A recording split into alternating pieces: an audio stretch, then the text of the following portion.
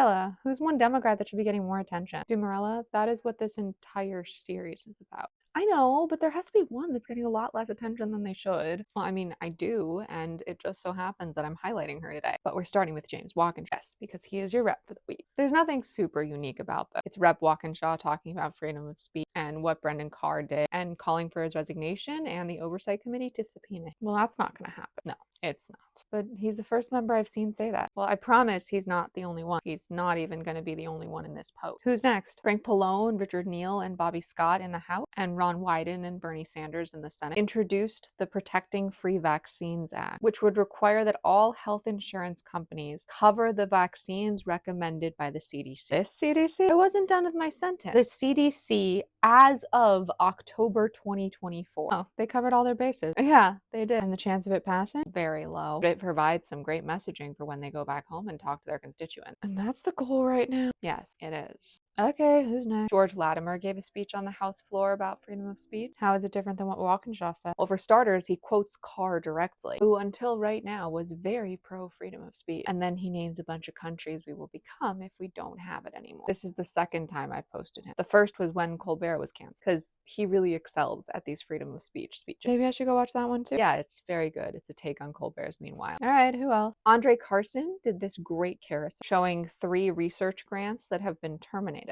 and the real world effects those will have. Diabetes treatment research, critical pulmonary hypertension research, and pediatric asthma prevention studies were all terminated? Yeah, the tagline to this administration really could be Make America Sick Again. Really like the formatting. It's engaging. It's all about figuring out what gets the most attention. This didn't, did it? I mean, I agree with you. It should have, but no, it doesn't look like it did. All right, who else? Who do you think I think should be getting more attention? Sydney. Here she is with her new game show. I certainly don't love what he's doing when he's trying to defund Planned Parenthood. So you know what I'm doing?